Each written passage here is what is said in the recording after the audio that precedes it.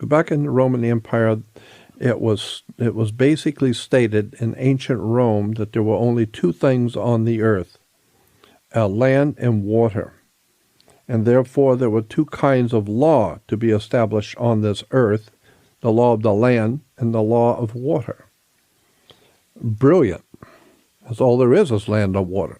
So the law of the land, and people have heard that term, the law of the land, but you don't realize when you use the term law of the land, it's to differentiate between the law of the land as opposed to the law of the sea, the law of the ocean. That's why you use that term law of the land, because there's another law that dominates the earth. It's called the law of the ocean, the law of the sea. The law of the land is obviously the law of the people who live on a particular piece of land. As many countries as there are, or as many cities as there are, that's how many laws of the land there is, because the law of the land is different in South Africa than it is in America. You can do things in China you cannot do in Egypt. You can do things in America you can't do in Australia because of the law of the land. The land is where the people live, so it's the law of the custom of the people who live on that particular piece of land. They have decided for themselves what their customs will be. And when in Rome, do as the Romans do. So if you're going to go to Australia, you're going to go to South Africa, you're going to go to Egypt, you better learn what they can do and what they can't do. And if you don't like it, then you go back home where you can do what you want to do. But if you're in somebody else's country, you have to abide by their custom, the law of the land. Now, there is another law called the law of the sea, the law of the ocean.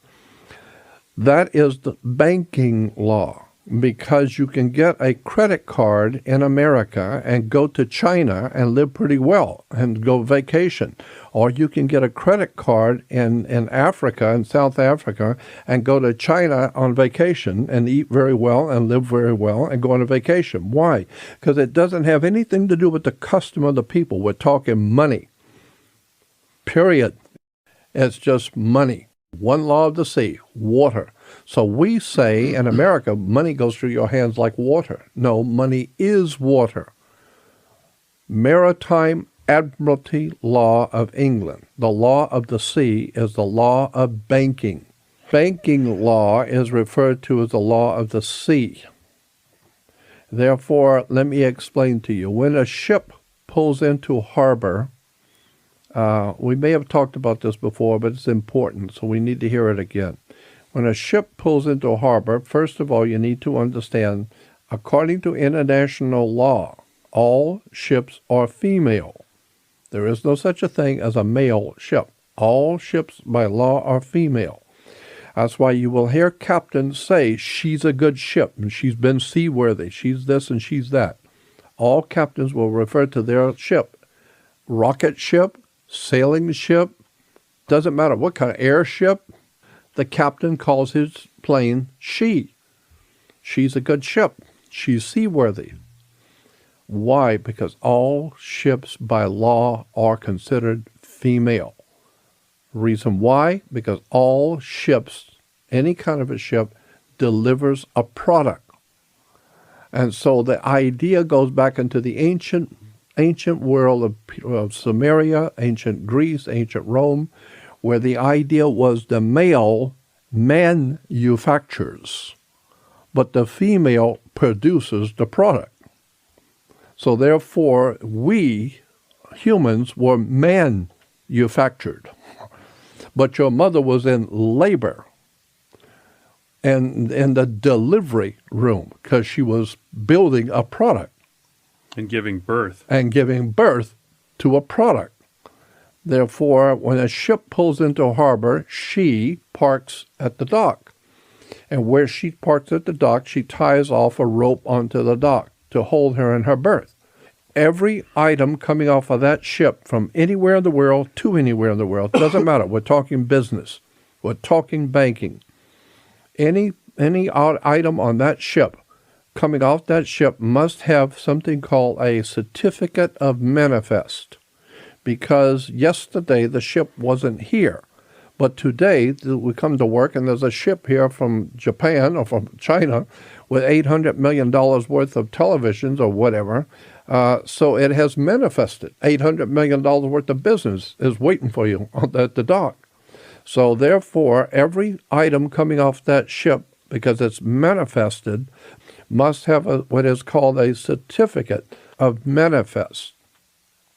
Meaning every piece coming off that ship has to be accounted for. How much did it weigh? What color was it? Does it have 4 doors, 2 doors? Air conditioning? No. What color?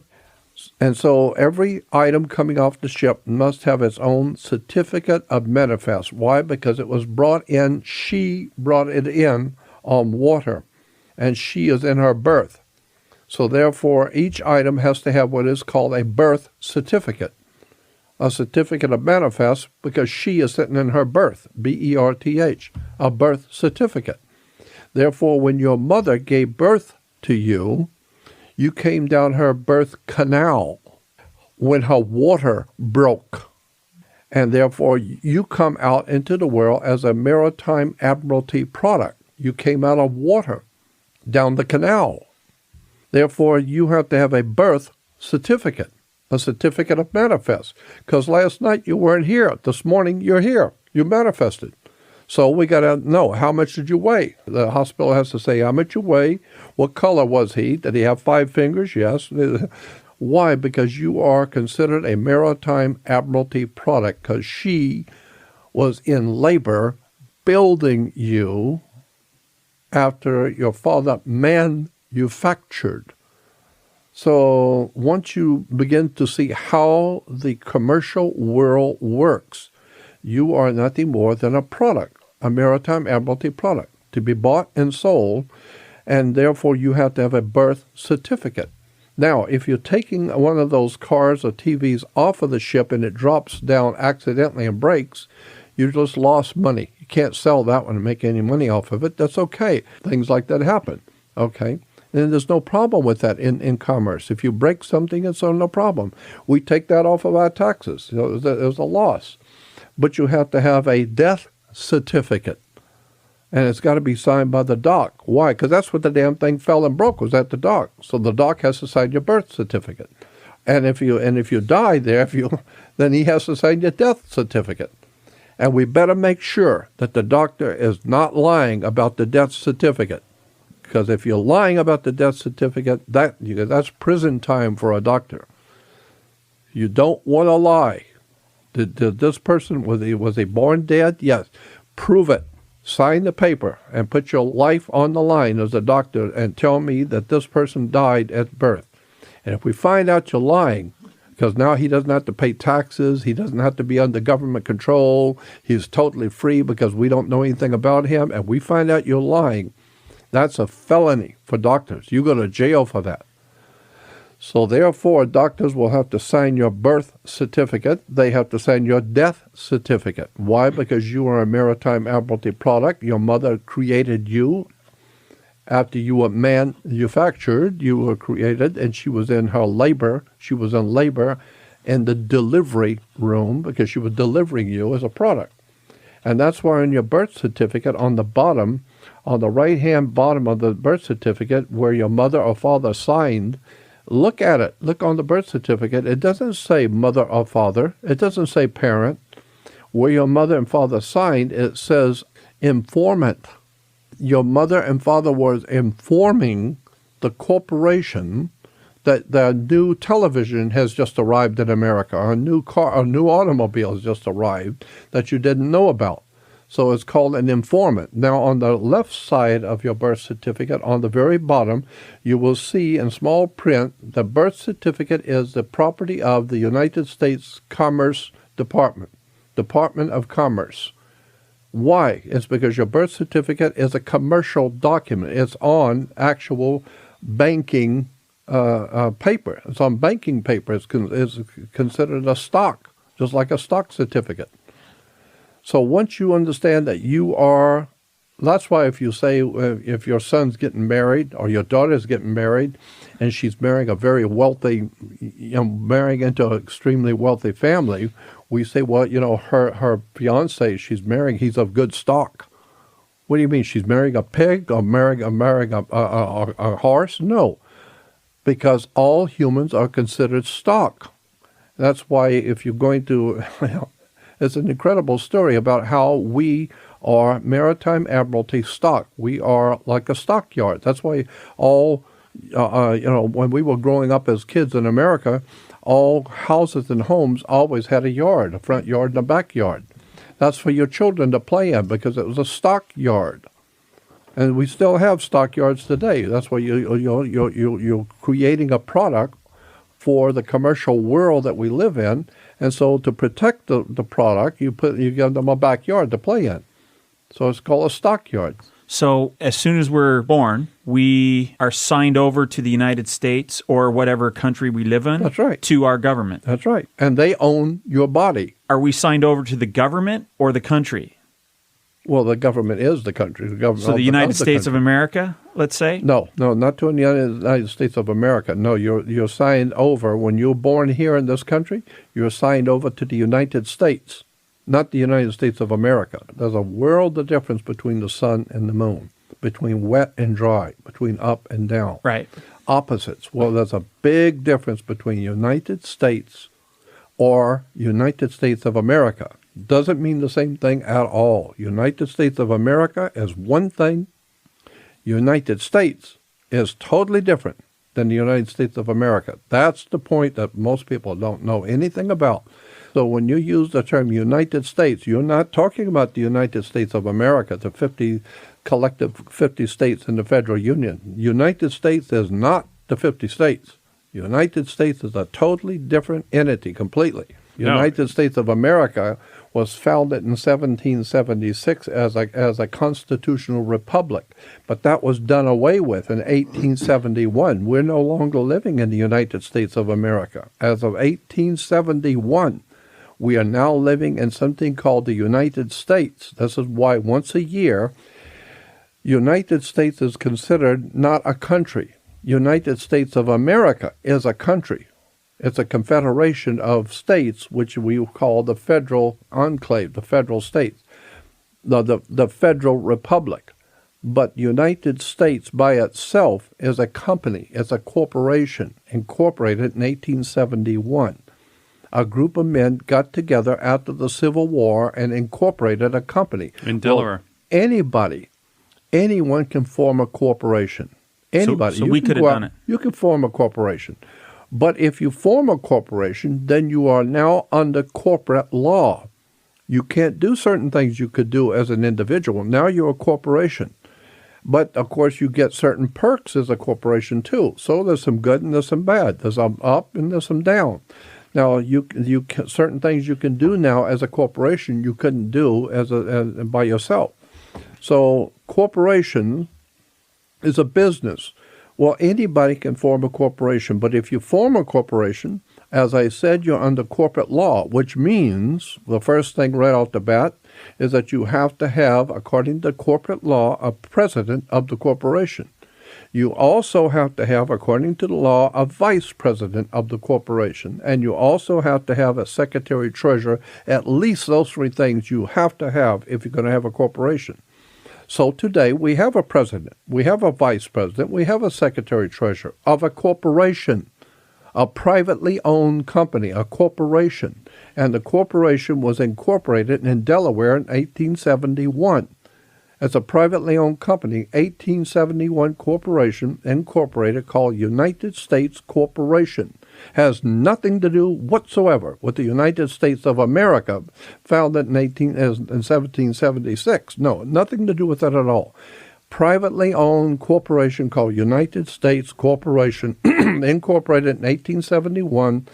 It is now considered to be a corporation. Okay, now the point being is that according to the corporate law, anyone who would work for that corporation would be referred to as a citizen of that corporation. So today, if you walk into any business in America and you say, and they ask you in the bank or ask you if you're applying for a job or anything, they ask you, are you a U.S. citizen? and you say, yes, I'm a U.S. citizen, you think what they're asking you, and a good attorney, a federal attorney, would tell you in court, I'm going to ask you a question. But before you answer, think about what I'm going to ask you. The judge is listening, the court's listening, and this is all on the oath. I'm going to ask you a question. Be careful what you answer, the way you answer. Are you, of your own volition, out of your own mouth, testifying that you are a U.S. citizen? Now, don't answer until you think about it, because whatever you say, you can go to prison. So are you a U.S. citizen? And you say, well, what he's asking me is, am I lawful and legal to be in America? Yes, I'm a U.S. citizen. Good. Now you're going to jail because you no longer have any rights or protections under law, because a U.S. citizen is an employee of a privately owned company. You have no jurisdiction. There's no jurisdiction to protect you under the Constitution or the Bill of Rights. That's an American, not a U.S. citizen. So therefore, there's a world of difference between a United States citizen and an American United States of America. Because the United States of America, there was no U.S. citizenship. There was state citizenships. You were a citizen of the state in which you were living. That's why today, in 1871, after the Civil War, there was a privately owned company established called United States Corporation.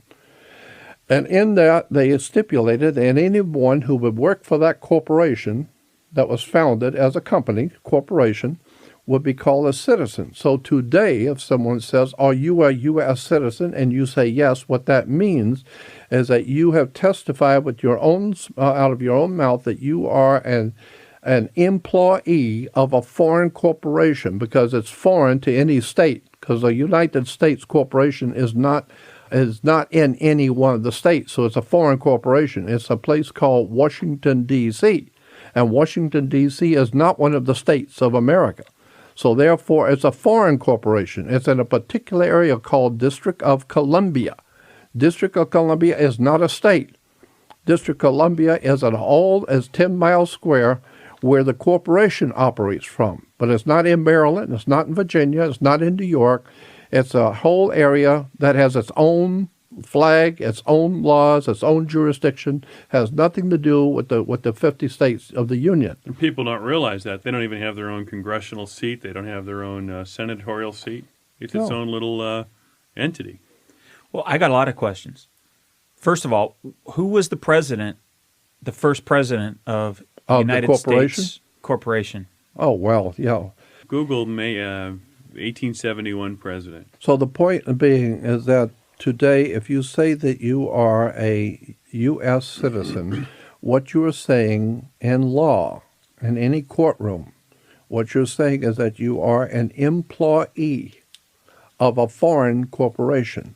Foreign corporations are perfectly fine in any state. All kinds of countries have corporations in America.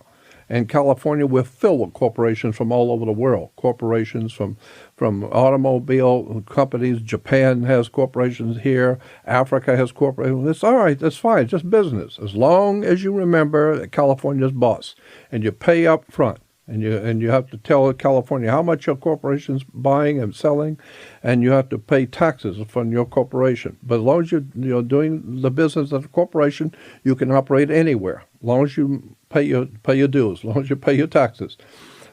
The corporation called United States is operating in a place called Washington, D.C., which is not a part of America.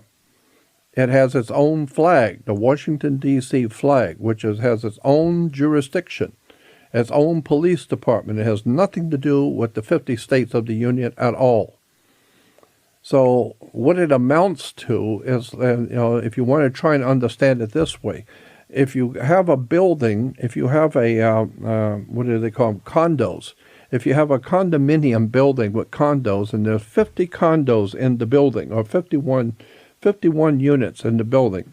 Well, 50 of those units are sold to individuals. All right, the people who buy those 50 condos, they own their condo. They are not renting, they own it. Therefore, you have no jurisdiction over that condo. They own that condo. Therefore, the condo unit, all 50 people agree that somebody needs to be responsible for running this 50-unit building. Somebody's got to make sure the trash gets taken out, the pool gets clean, to clean the yards, and if there's any breakdown or any problem with plumbing, somebody's got to be responsible in this building for the building. So we will all pay a little bit of money every month. Every condo pays a little bit, and we will appoint somebody to be in charge of maintenance for the building. And he's responsible to make sure that the trash is picked up, the pool is cleaned up, and if there's any problem with the electrical or plumbing or anything, he's responsible. And we all pay him, and he's responsible to make sure everything works right. So therefore, that would be Washington, D.C. Washington, D.C. is like a separate entity. It has nothing to do with all the condos. That's their business. They own it. He's the property manager. He's just property manager. That's all he's doing. And therefore, he's paid by them to work for them. Well, what it turns out to be, after a while, the guy who is the property manager, who's being paid by those 50 different condo owners, he begins to think of himself not as a property manager, he's God. He could do anything. He's in charge of the building. He's in charge of the pool. He's in charge of trash. That means he's actually God. He's in charge of everything. So now he can go in, walk into your condo anytime he wants because he's in charge. And he can tell you what color you can paint your walls. He can tell you how many people you can have over as guests. He can tell you anything he wants because he is God. He's been elected, and he's the boss of all bosses. Well, that's what's happened. Today, Washington, D.C. thinks it's God. It's based on the old Roman idea of the concept of Caesar being Augustus or Tiberius Caesar is God. And therefore, the Washington, D.C., as I said, before the country was founded, was called Rome. And the Capitol building is identically based off of the Vatican Domus. And so what we've got now is the Holy Roman Empire. And the Holy Roman Empire, go back into history and look and ask the question in history. Go back to the reference books on the Roman Empire and find out, where did Caesar rule Rome from? Caesar was emperor of Rome, and Rome dominated all of Europe. Eastern Europe, Western Europe. Caesar dominated Rome, and Rome dominated Europe. And so, therefore, where did Caesar rule Rome from? He ruled Rome from, Rome is called the City of Seven Hills. And he ruled Rome from something called Capitoline Hill, which was actually Capitol Hill. That's in Roman history. So Caesar ruled the empire from Capitol Hill. And it was said in history books that where Caesar each morning, quote, the reference book says, quote, he would go up on the hill, end quote, to officiate as Caesar before the Roman Senate. So therefore, Rome had a Senate. Where? Up on the hill. What hill? Capitol Hill. Sounds familiar. Sounds familiar? And so today we still have Caesar, who believes himself to be God, incarnated Jehovah. He is absolute God over the entire Roman Empire. So all people must come and bow down to Caesar. Bow down and sprinkle incense on the altar of Caesar, because he represents Jehovah God. He represents the almighty God of the universe. He is the emperor of the world. I'm just saying that today, the President of the United States is considered to be the emperor of the universe. All people should bow down and sing praises to him and sing and beat themselves with sackcloth and ashes and be aware that he represents God. He is the absolute authority over everything. So all of this nonsense about America being the land of the free and the home of the brave, that went out in 1871. It's gone. From here on out, you're under the Roman dictatorship out of Vatican Rome, and that's why today, when the Pope comes here to America, you see George Bush running out and kissing the ring. All the politicians, left and right-wing politicians, communists, Nazis, fascists, doesn't matter who they are, they all run out and kiss the Pope's ring, because America is the new Rome. I just looked it up, and Ulysses S. Grant was president in 1871. Yep, there you go. So what is going on here today is not against the Constitution. It's not against the Declaration of Independence. It's not against the law. If you go to work at Sears or General Motors or any corporation, they tell you when you can go to work. You show up here at 7 o'clock, not 7:10, 7 o'clock. You take a break at 10 o'clock. You take another break at 3, and you're not asking questions. We're telling you. And here's what you're going to do. Here's the job you're going to be assigned to. Now, do you want the job or don't you? If you don't like it, that's all right. Hit the street. We'll get somebody who does want it. So the point being is that what General Motors is doing to you, telling you when you can come in, when you can go home, when you can take a break, you ask permission. If you want to go to the bathroom, if you want to take a break, you ask permission. You don't just get up and walk off the job. So the point being is that they own you for that 8 hours or 9 hours you're at work. They own you. You live by their rules. As long as you're inside that corporation working, they're the boss, not you. So, therefore, if you say you're a U.S. citizen, you are in fact an employee of a foreign corporation that was in Washington, D.C., and therefore it is not unlawful what they're doing. It's not illegal what they're doing. You are an employee. It's a very clever manipulation of an exploitation and a manipulation of a circumstance that happened because of the Civil War. After the Civil War, here's what I am told by people who know. I am not an authority on this subject. I have said over and over, I'm not an authority on any subject. What I bring to the table is the fact that I've been in the company of extraordinarily brilliant people for the last 40 years or 45 years of my life. I've been in the company of incredibly intelligent people doing extraordinarily brilliant things. And I've listened to the teachers. I've listened to Jesuit scholars, to politicians, to statesmen, to royalty of Europe. I've been in the company of impressive people and just listening. I'm not the authority on anything. I'm just telling you what I've heard from experts. When you understand that there's a world of difference between the United States of America that was founded in 1776 as a republic, as opposed to after the republic was destroyed, there was a civil war where one half of this country was killing the other half.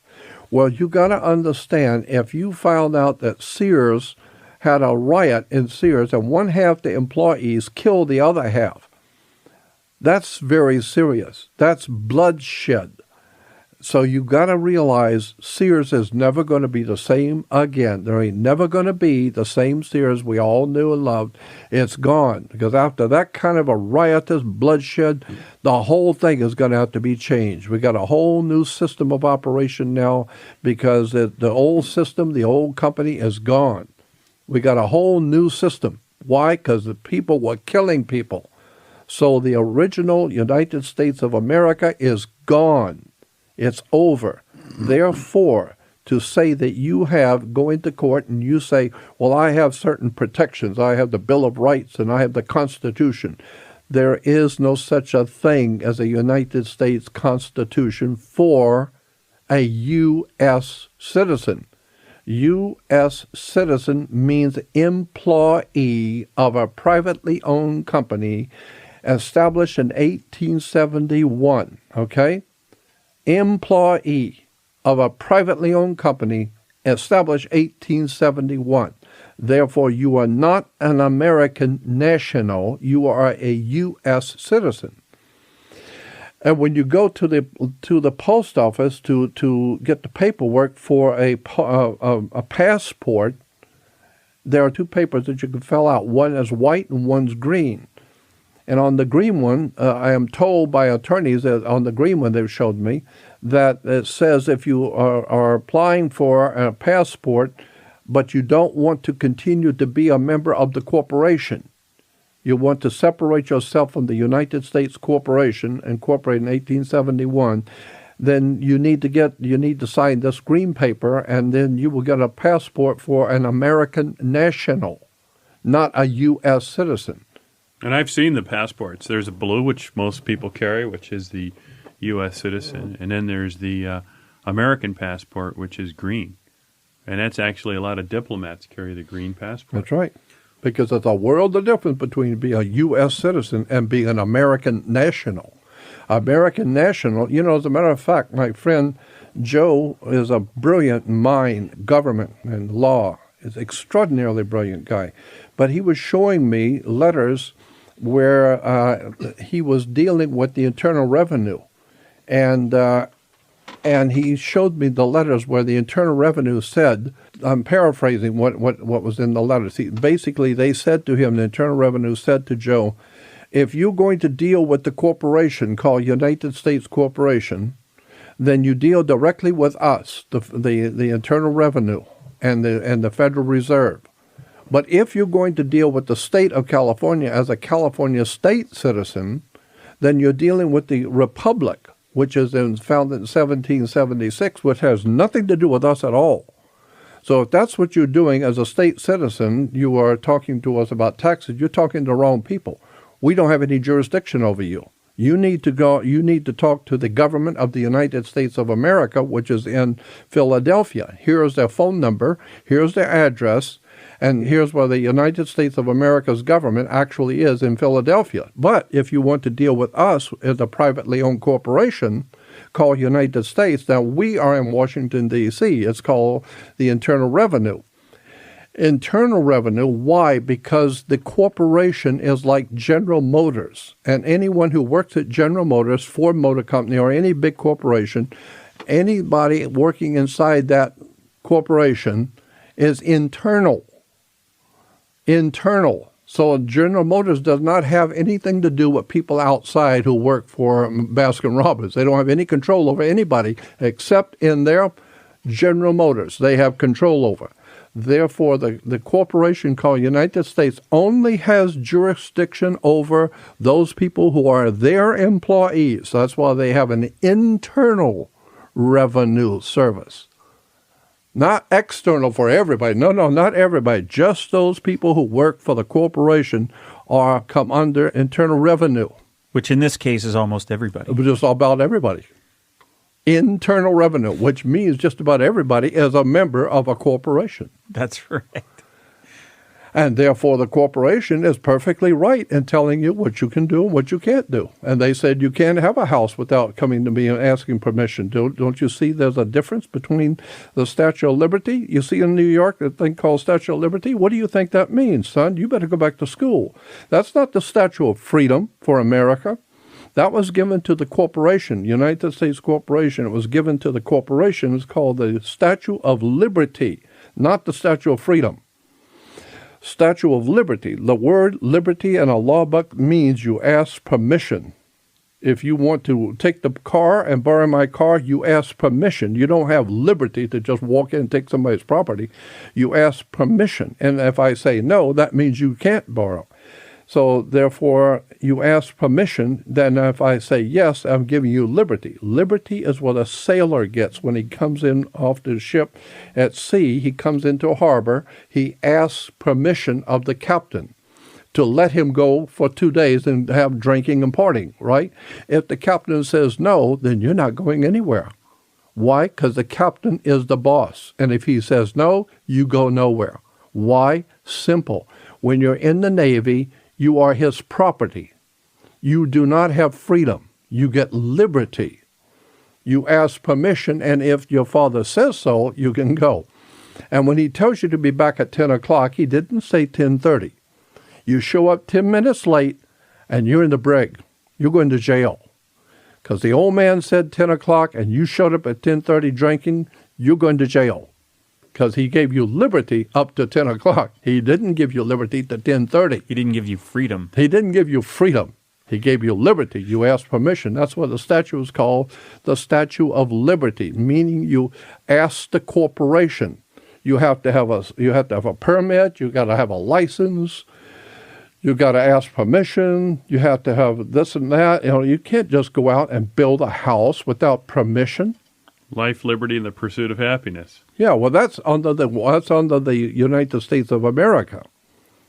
But you see, they changed the word state, they changed the word liberty, they changed the word freedom, they've changed everything under the new administration in 1871. Well, the question I have for you, and maybe we can close in this for another subject, is U.S. citizens, can they become American citizens? Oh, yeah. Oh, sure. Absolutely. And I just looked it up. The Statue of Liberty was given to America in 1886, 5 years before they decided to start this corporation. Interesting. So one more question. The United States was a privately held company. Yeah. Still is. Is it still? Still is. Mm-hmm. Absolutely. Yeah, still is a privately owned company. Not the United States of America. Not the 50 states collectively. The 50 states collectively, that's the republic. The United States of America Republic. Has which was nothing to do with that at all. 1776. No. No, they're still in the republic. Okay, the United States Corporation, Oh, which yeah, we are all pretty much part all of. employees of, citizens That's right. of. That is still a privately held corporation. Absolutely. Yes. Yep. Is there records? Well, of course there's records. Where are they? How would we find that out? Google. Google, I doubt it. It's all out Google. there. It's on Google. Come on. Look at all you have to do is go on the web and type in, just listen to the words I'm using, write down the words I'm using, and start it with, look at, I'm not putting myself out there on the air talking about BS. Go on the web and type in this. Write this down and listen to what I'm saying. Go on the web and type in U.S., then V.S., Victory Service, V.S., Victory and Service, or V.S., okay? U.S., V.S., USA. So it's United States versus the United States of America, U.S. versus USA. Here it is right here. In 1871, Congress did expressly incorporate the District of Columbia. But the District of Columbia and the United States are not one and the same. That's right. As in Act of 1871, Congress also extended the United States Constitution into District of Columbia. Actually, if you want to Google... But there's two different constitutions. Correct. There's a Constitution of the United States, and there's a Constitution for the United States. The Constitution of the United States of America, or the Constitution for the United States. One is of the United States of America, and the other is for the United States. Of and for are two different words. Two different constitutions. They read almost identically the same, but there's been a couple of little words changed in one. The corporation has changed a few words. But that's all right. It's okay to do that because nobody reads anyway. Since nobody reads anyway, and no one has any idea what I'm talking about, that's okay, because nobody's going to say anything, because it has nothing to do with anything of any real importance, like Paris Hilton being laid, or basketball, or tennis, or sports, or anything that's important to the American people. Now, who owns you and your baby and your child? Who owns you? And who can put you into prison and who can take your life? That's unimportant. What's important to Americans is basketball, it's sports, it's it's entertainment. Things like who owns your body and who owns your person and who owns you. Americans couldn't care less, as long as they got plenty of beer and a lot of alcohol, because we do happily, thank God, at least in America, we got a liquor store on every corner. Why? To make sure everybody's got plenty of liquor, get liquored up, have all the beer and party all you want, and have a lot of fun watching TV, go to your frat parties and sex and drugs and rock and roll and drugs. And that's what you do when you're going to rape somebody. The best thing to do if you're going to rape a girl is get her drunk, right? If you're going to make a hit on her, get her drinking first, right? So it would follow that if you're going to rape a nation, get them on drugs. so that eventually one day 80% of the whole country will be so drugged out and the rest are all drunk on alcohol, nobody's going to know anything about nothing. Nobody can read. Nobody understands what's going on. You got it made. Just go in there and rip them off. In life, there's two fucks, fuckies and fuckors. Hey, it's just business. Yeah, let's go have a beer. Why do you have to go to court to start with? I mean, what's the whole idea of going to court? Why? It's because you play basketball on the court. You play tennis on a court. And when the king has dominion of power around his castle, is called the courtyard. When you're dating a girl, you're courting her. So basketball, tennis on a court. How do you play tennis on a court? You play with a racket. You think all these words are just by chance?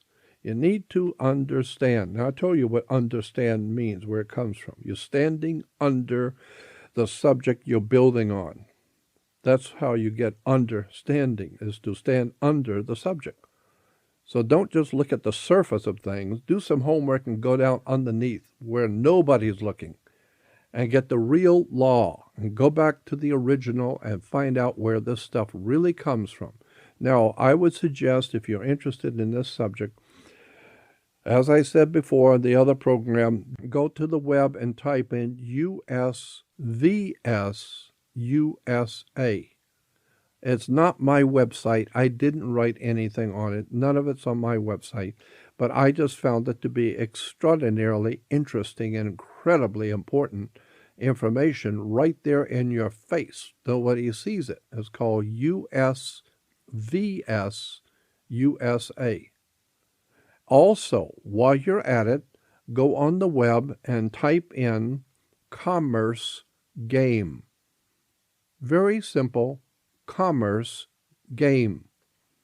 And then also, while you're at it, since you're doing some reading and studying now for the first time in your life, you're actually waking up and actually putting something in your brain besides Paris Hilton getting laid or the basketball score. Since you're now actually doing something intelligent, like reading a book and understanding where your government comes from and why you're going to prison, it's because somebody owns you. And once you understand that, things are going to get a lot more clearer for you. Now, we go back to the subject of the corporation. My God, there's so much we could talk about in relation to this, but I'm not going to spend much more time on this because it's all out there on the web. Also, what I was going to say, go on the web to video. Go out there and, YouTube and all the different video services on the web and type in commerce game. And there must be 1,000 hours of brilliant people, extraordinarily bright people in law and international law, maritime admiralty law, explaining to you. Sit and watch them. Just sit and watch and listen to the lectures on YouTube under Commerce Game.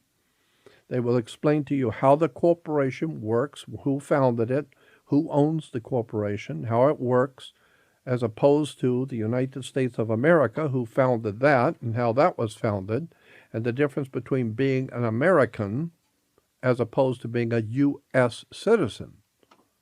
Americans have access. This is what the U.S. government, the corporation, will tell you. If you write them, they will tell you, as an American national, you have access to the Bill of Rights and the Constitution. You are covered under the Bill of Rights, the Constitution, and the Declaration of Independence. Therefore, you are protected under the Bill of Rights and under the U.S. Constitution and under the Declaration of Independence.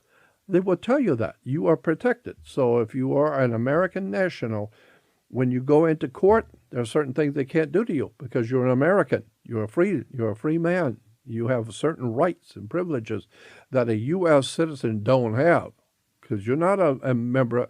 That's the same thing as if you work for Baskin-Robbins or for some store and you go into Sears. Sears can't do anything to you.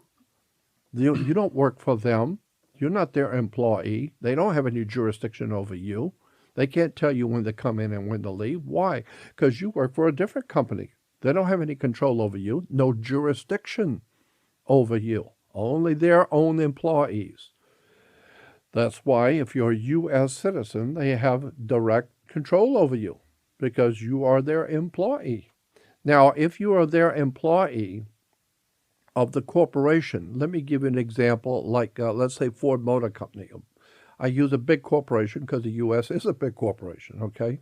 So if you're working for, say, Ford Motor Company, well, Ford Motor Company, my God, it must be in 50 different countries. There's a Ford Motor Company in India.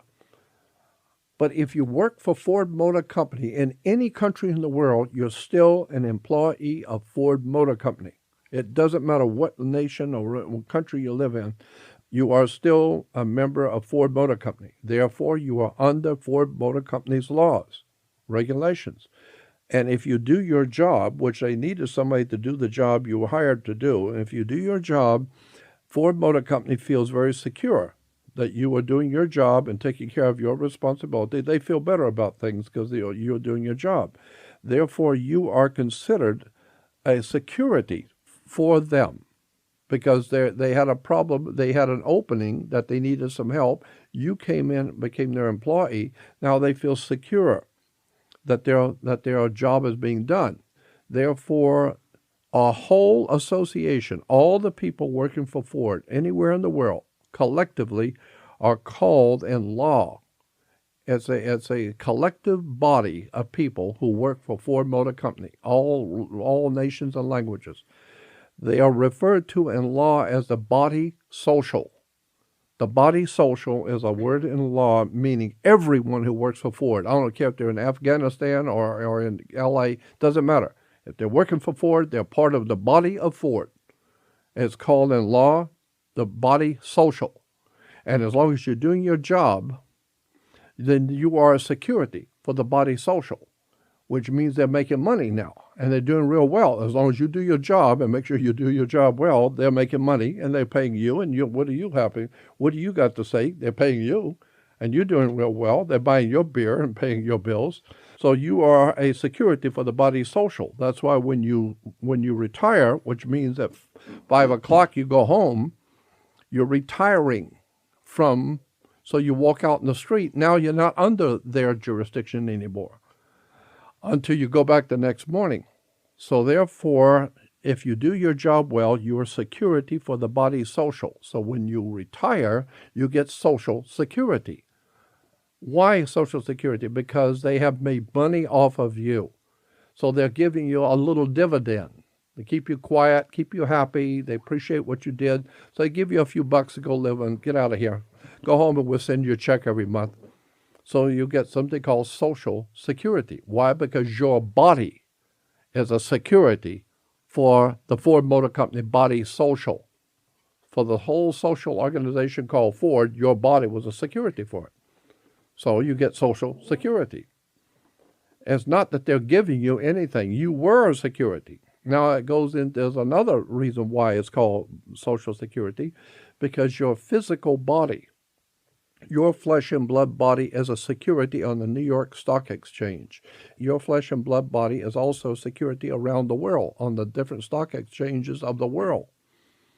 You don't know that, but your body is a security on the banking corporations of the world. If you go back and get your birth certificate, which remember, a birth certificate, your mother gave birth to you. She was in labor. So when she gave birth to you, the corporation took your body. They own your body. And your mother and father signed where it doesn't say parent, it says informant. And then look where the security, it's on bank security paper. All birth certificates are on bank security paper. It's the same kind of paper, the same design laid out. Stock or bond? Any stock and bonds, of course. Any stock or bonds. Where's the significance with the common stock, preferred stock, where the common man versus the preferred man? Of course. That's why I said if your daughter's getting married and she's marrying into the Rockefeller family, we say, well, boy, he's of good stock. What do you mean? She's marrying a cow? No, it's because humans are considered to be stock in the corporation. So he's of good stock or she's of good stock. So your body, your physical body is a security on the New York Stock Exchange. You are considered stock. Are all our stocks worth the same amount of money? Yeah, all stocks are worth the same amount of money.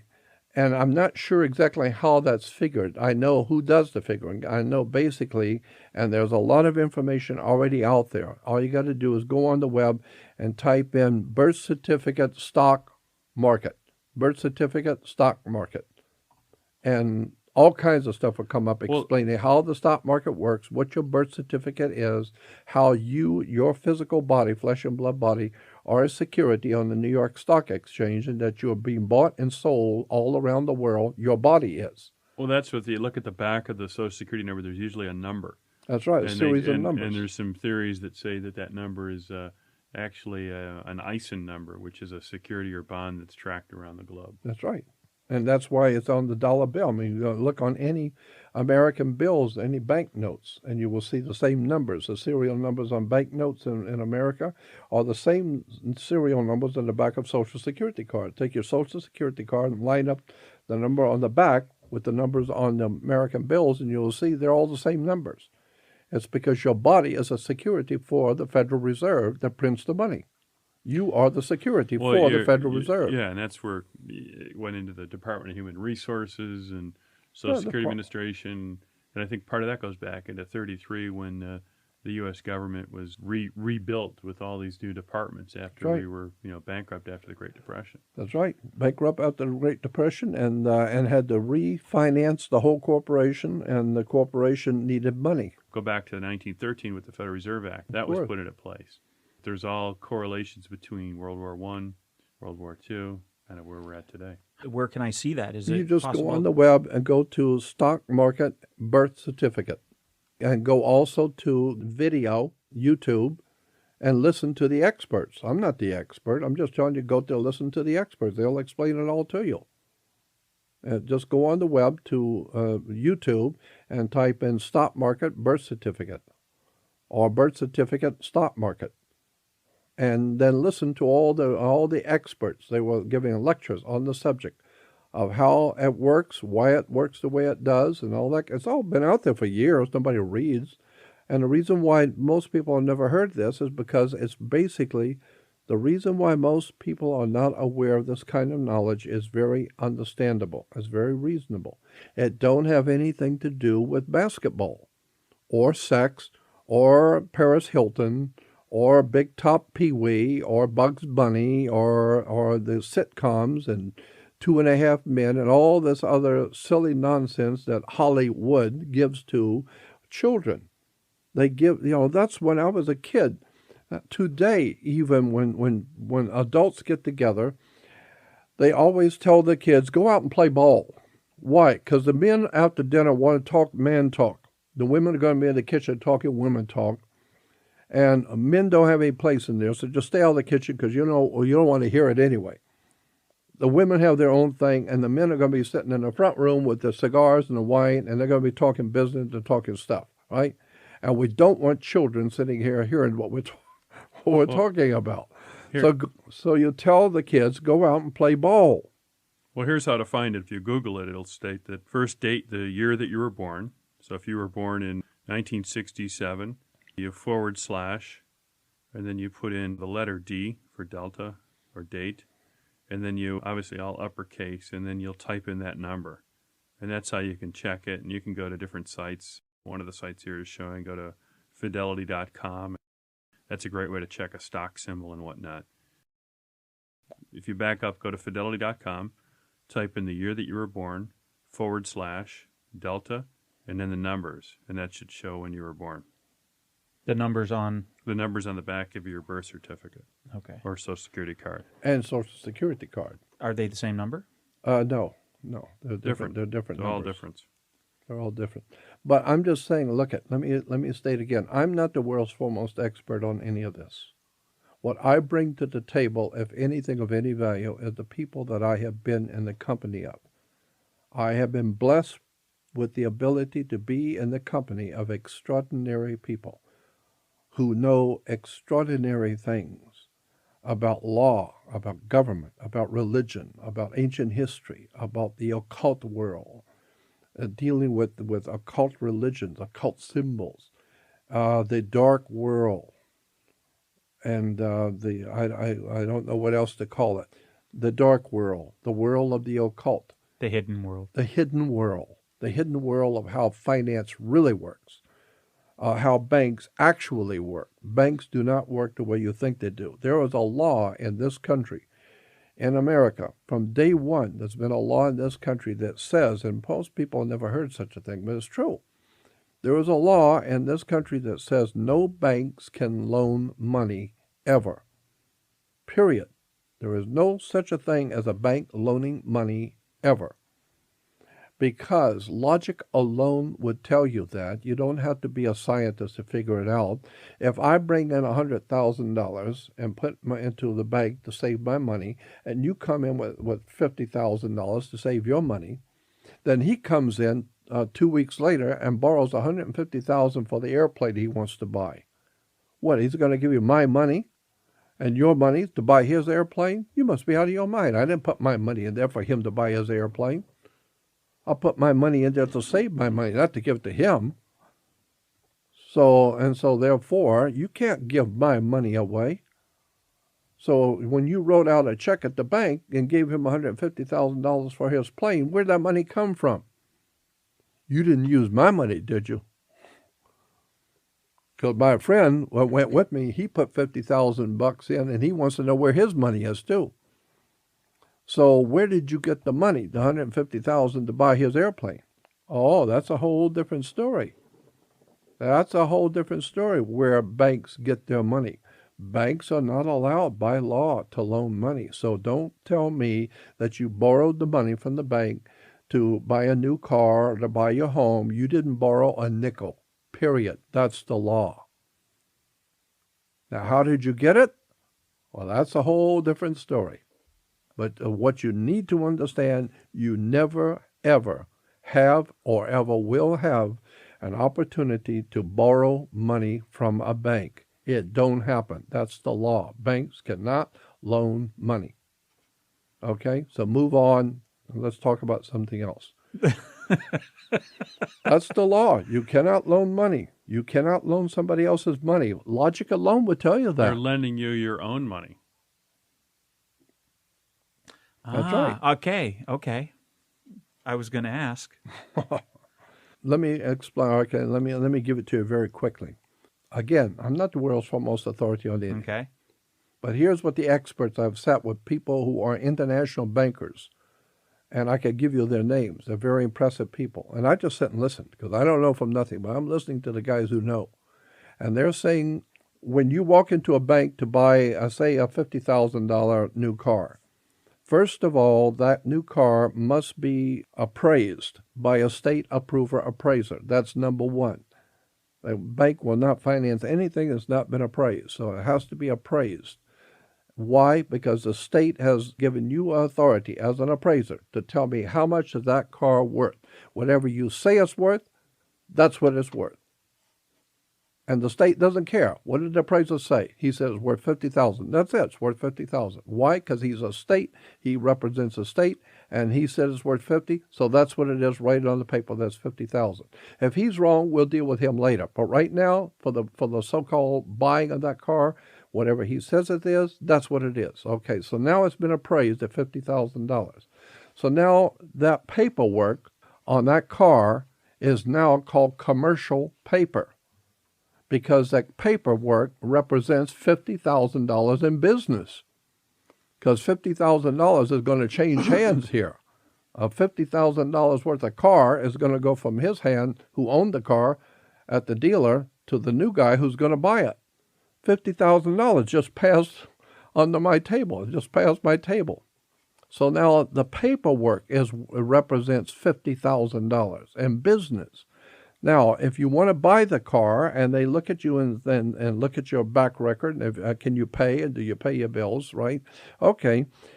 Then the auto agency takes the paperwork and they fill out all the paperwork on the car and they give that to you and you take it to the bank, or they'll mail it to the bank. Now the bank looks at it, and it's been appraised at $50,000, so they know it's worth 50. And the paperwork shows who, what color it is, and how much it weighs, and all the information on the car. And then they look at you. Do you look like a guy who can pay your bills and will pay your bills? Yeah, okay. So then what we will do is we will take this $50,000 paperwork, which is called commercial paper, and any bank realizes this is $50,000 we're talking about here in paperwork. They open up a bank account in your name, and they will forge your name, because you can't open a bank account without somebody's signature. So they will open a bank account in your name. They put your name on the bank account, and they will write your name in and write it as if it was your name. So now they've opened up a bank account for you at that bank because you got a good credit. So they open up a bank account, and they take the $50,000 worth of commercial paper and put it in the bank account. Now, according to them, you got $50,000 in your bank account. They're holding the paperwork for the ownership of that $50,000, but it's in your bank account. So they are saying you got $50,000 in your bank account. Now, what you want to do with it?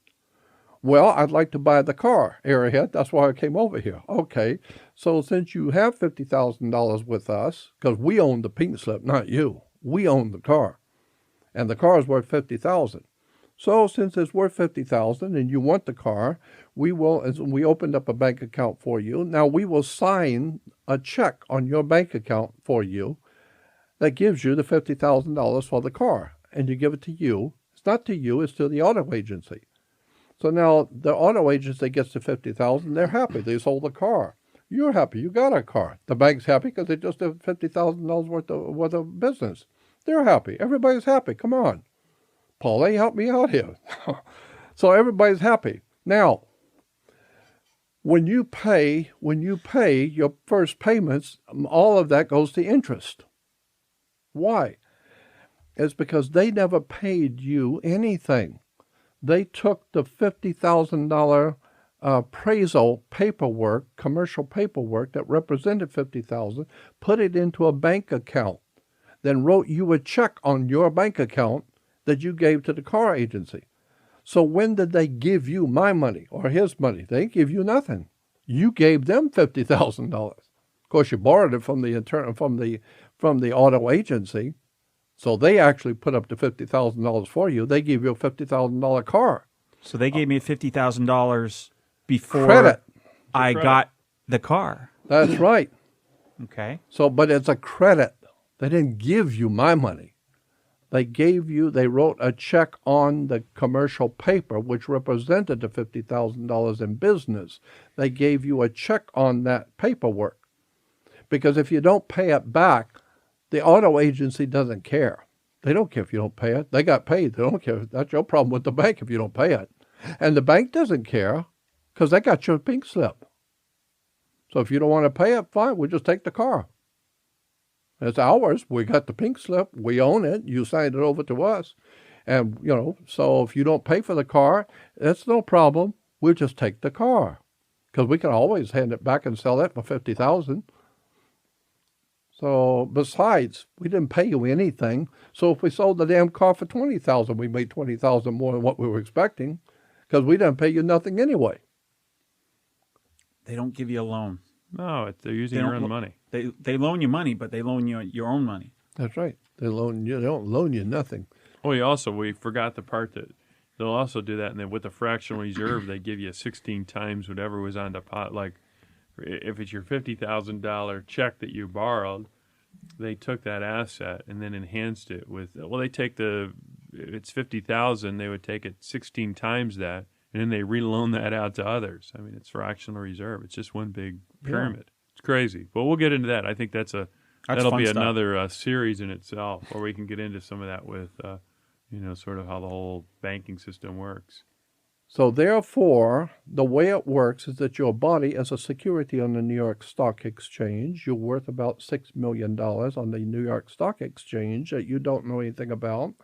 and it's not important for you to know anything about it. You're just going out to the ball game and drink your beer and play basketball and do whatever the silly ass thing you do that you call yourself doing, and you let your masters who own the country and the masters who own the world, let them take care of all the business. You're just a kid. You be a team player. You're just going out and play ball. And one day you're going to wake up and find out how this world really runs. And when you find out that you have been lied to and tricked and deceived and you're not an American, you don't have any freedoms, you ain't never had no freedoms, and your grandma never had no freedoms. You go back to 1871, son, you ain't never had no freedom. You have the Statue of Liberty. You ask permission. You don't do nothing in this country unless you get permission. You sign the papers. You ask permission. You want to paint your house, you better talk to the city hall. You better go down there and get a permit and fill out the paperwork, and maybe, possibly, they will let you. But if they don't let you and you do it anyway without them letting you, you work for the corporation airhead, and you built something here on the company property, and you didn't ask the bosses for permission. Go tear it down. Well, I can't tear it down. Then you're going to jail because you work for me. I don't work for you. So you're going to jail for doing something you did not ask permission for, because you don't walk around here like some damn fool talking that you got freedom and liberty and justice, American. You ain't got no freedom. You're a U.S. citizen, which means you're an employee of a privately owned company, and you're going to jail because you didn't ask permission. You talking to me? You talking to the boss. You get a permit from the city. You fill out the paperwork and you get a permit.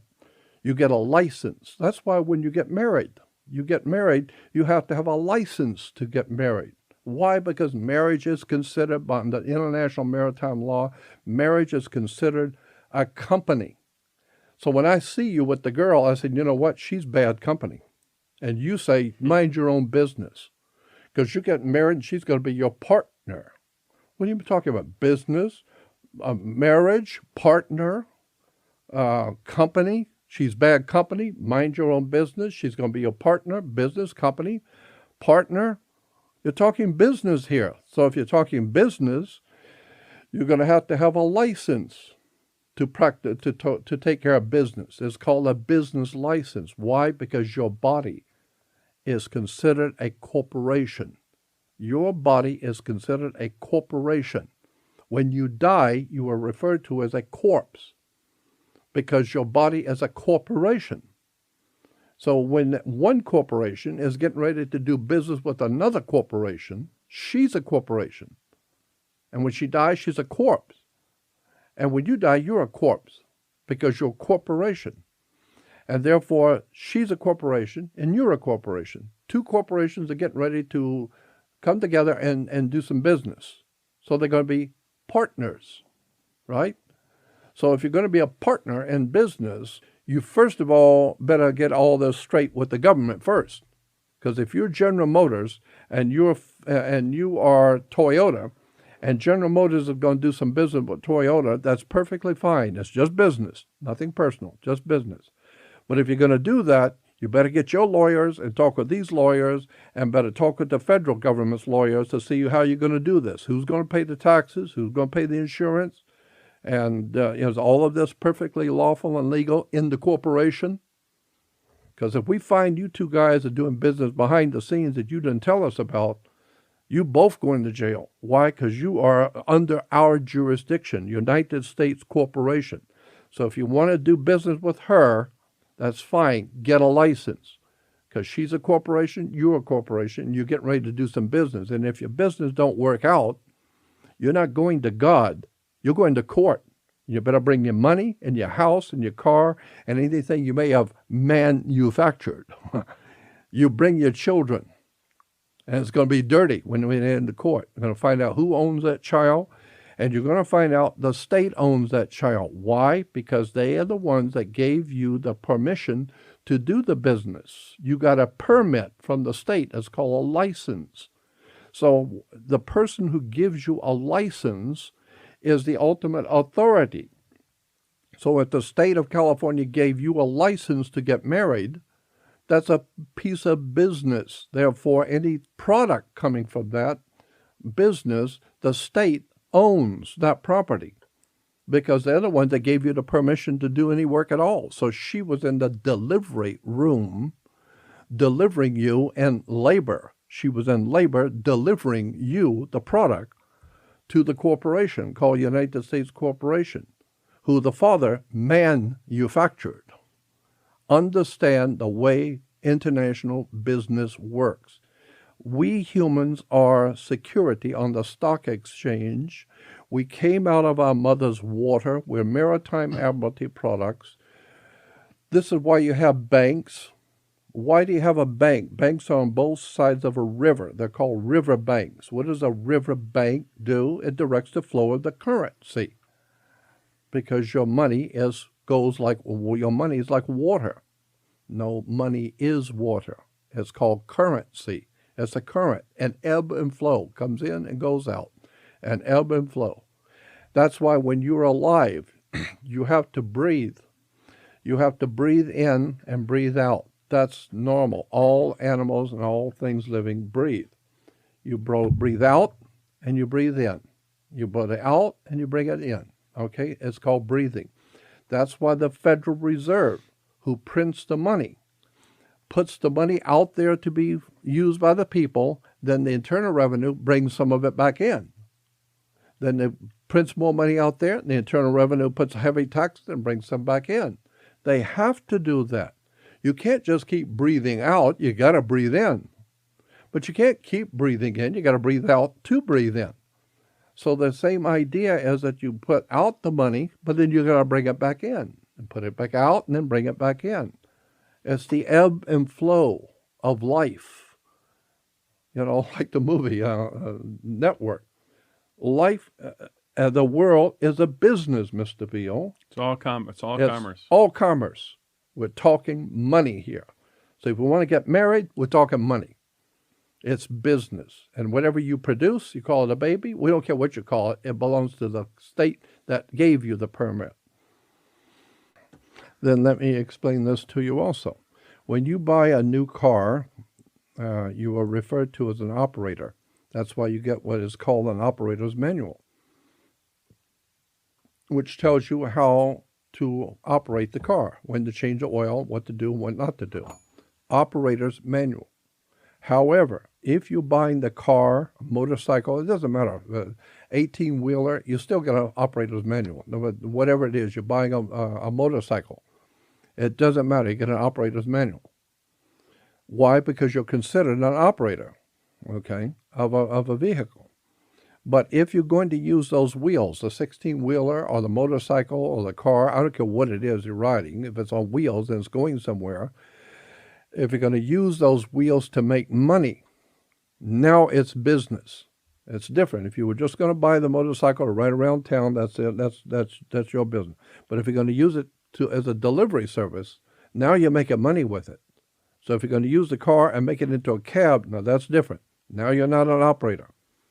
Now that you're using the wheels to make money, we're talking business, which means you got to have a license, right? So now we call anyone who's doing business with wheels, we call them a driver, not an operator. So in law, if you're referred to as a driver, that immediately means to anyone hearing it in a court that you're in business. That's why you have a truck driver, a cab driver.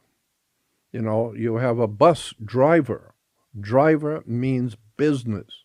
You're making money driving the bus. You're not operating the bus. No, you're driving the truck. You're a truck driver. Means you're doing business. Therefore, you have to have a license. It's called a driver's license. So today, we are assumed that everybody is making money. So what they decided to do is make everybody a corporation. Well, what do corporations do if they don't make money? They're in business. So if your body is a corporation, then you must be in business. What the hell you got a corporation if you're not doing your business? So if you're a corporation, that means you're doing business. Therefore, if you're in a car, you need a driver's license because you're not an operator.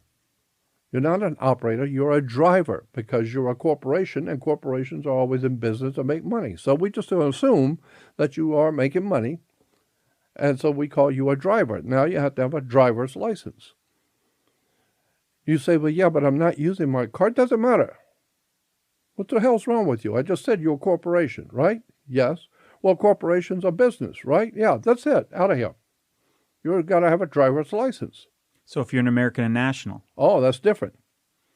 Because if you're American national, now you have nothing to do with the corporation called United States Corporation at all. Now it's totally different.